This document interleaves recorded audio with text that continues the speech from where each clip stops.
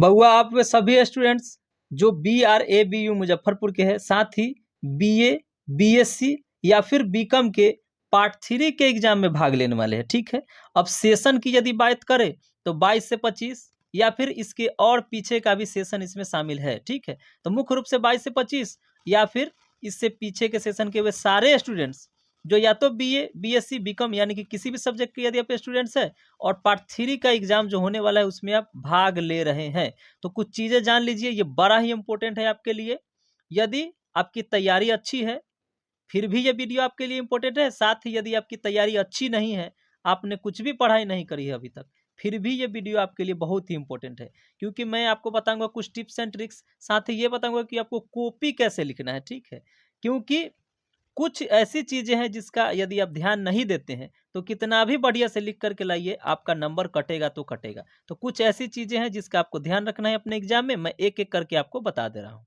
तो वो सबसे पहली चीज है राइटिंग, और यदि मेरा इससे पहले वाला आप टिप्स एंड ट्रिक्स का वीडियोस देखे होइएगा तो कुछ चीजें इसमें कॉमन होंगी, बस कुछ चीजें, नहीं तो और कई सारी चीजें मैं आपको नया नया चीज बताऊंगा, ठीक है।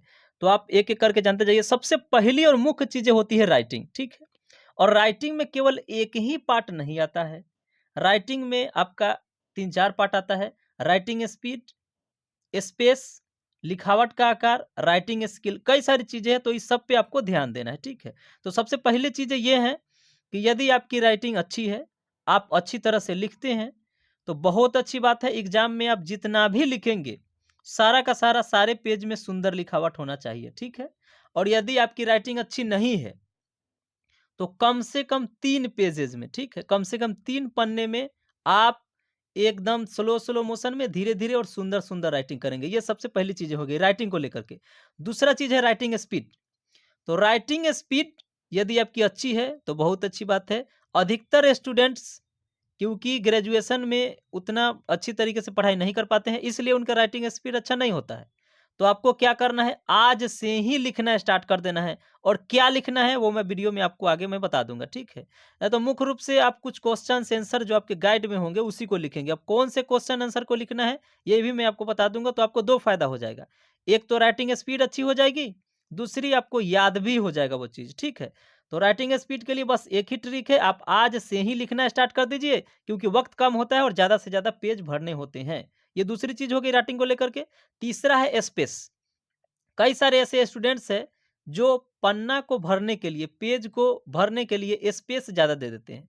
जैसे एग्जाम्पल के तौर पे आप यहाँ पे देख लीजिए, ये 2-3-4 शब्द लिखना है तो बीच में बच्चे इतना इतना गैप छोड़ देते हैं। ये आपको नहीं करना है, ठीक है।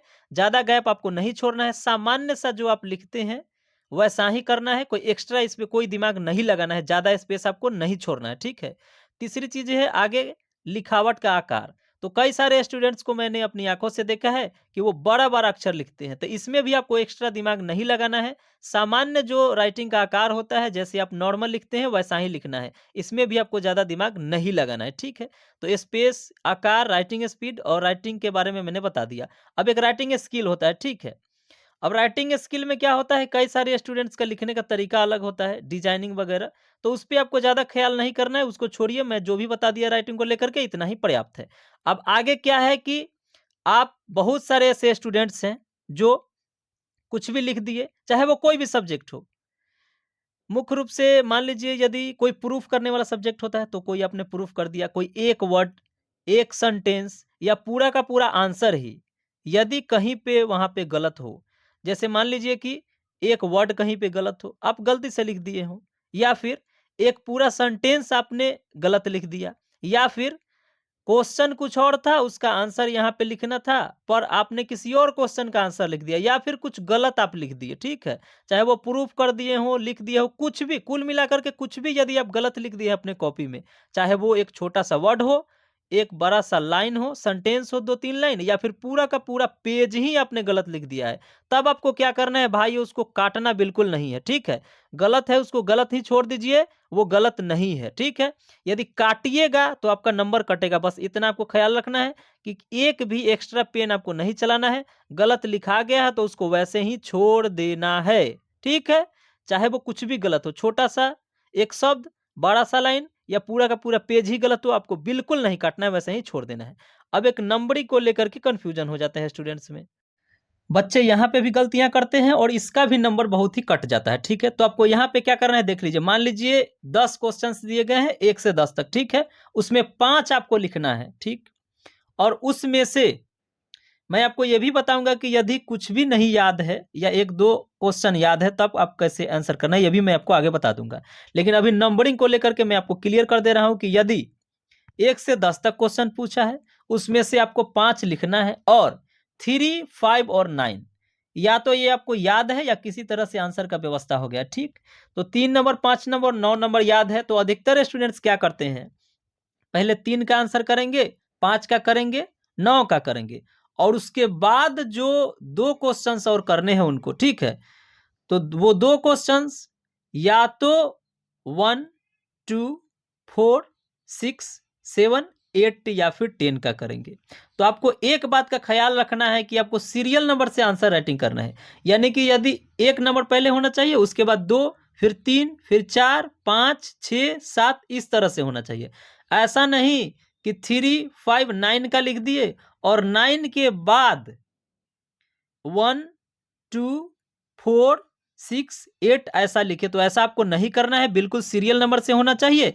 या तो आप 3, 5 लिख दीजिए, ठीक है, और 9 से पहले आप या तो 7, 8 का आंसर कर दीजिए, यानी कि सीरियल नंबर से होना चाहिए। ऐसा नहीं कि 9 लिख दिए, 9 के बाद आपको 7 लिखे, 8 लिखे, 6 लिखे, तो ऐसा नहीं करना है, आपको सीरियल नंबर से चलना है। अब आप कहिएगा कि भाई 3, 5, 9 ये 3 ही हमको याद है, इसके बाद कोई भी याद नहीं है, तो इसके लिए क्या करना है भाई, मैं एक और वीडियो बनाऊंगा, उसमें मैं आपको बता दूंगा, ठीक है, उसको आप जाकर के देख लीजिएगा। और एक और चीज मैं आपको बता दे रहा हूं कि आपको एक भी क्वेश्चन के आंसर को छोड़ना नहीं है, ठीक है। अब ये कैसे होगा, यदि आपके पास टाइम कम होगा, ठीक है, और 2 क्वेश्चंस लिखने हैं, यदि आपके पास टाइम भी कम है और 2 क्वेश्चंस लिखने हैं, तब आप क्या करेंगे कि टाइम को काट काट करके, ठीक है, यानी कि यदि 15-20 मिनट बचा हुआ है तो कोशिश करना है कि पहले जो आंसर राइटिंग आप कर रहे हैं वो जितना लिखना है उससे थोड़ा-सा कम लिखें, ठीक है? और उसके बाद जो लिख रहे हैं वो भी थोड़ा-सा ही लिखें पर ज़रूर लिखें। यानी कि सारे क्वेश्चन के आंसर को आपको टच करना ही करना है। और यदि आपको उसका आंसर याद नहीं है तो आपको थोड़ा बहुत मिला कर के कुछ भी लिख देना है, पर लिख कर के आना है, खाली नहीं छोड़ना है, ठीक है? आपको खाली नहीं छोड़ना है, कुछ न कुछ मिला कर के लिख देना है, ठीक है? और एक भी क्वेश्चंस का आंसर नहीं छोड़ना है आपको, और लेंदी-लेंदी नहीं लिखना है आंसर। यानी कि 1 का 5-10 पेज में ऐसा नहीं लिखना है, सामान्य सा लिखना है, 4 पेज हो गया, काफ़ी हो गया वो।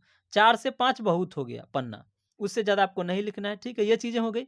और एक और मैं इम्पोर्टेंट चीज़ आपको बता दे रहा हूँ कि यदि आप मेरा इससे पहले वाला वीडियोज़ देखे होइएगा पार्ट 2 में, तो उसमें मैं जो भी बताया था वो 100% एग्ज़ाम में आ गया था, ठीक है?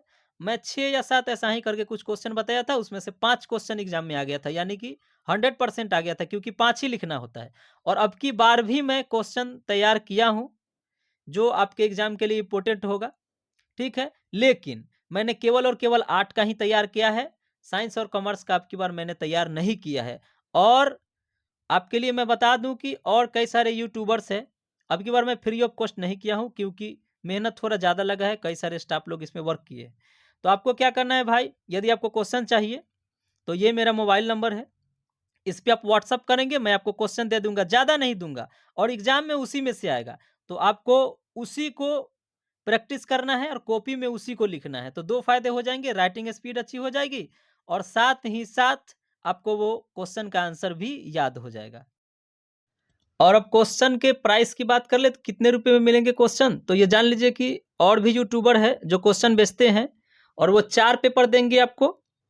जो 4 आपका ऑनर्स का पेपर होता है वो 99 यानी कि 99 रुपया में, और 20 रुपये में देंगे वो जीएस का क्वेश्चन, यानी कि कुल मिलाकर के 119 रुपया, उसको आप 120 मान लीजिए। लेकिन मैं उससे 50 रुपये कम में आपको क्वेश्चन दूंगा, केवल और केवल 70 रुपया में, ठीक है। क्वेश्चन की संख्या भी कम होगी और एग्जाम में वहीं से आएगा, ठीक है।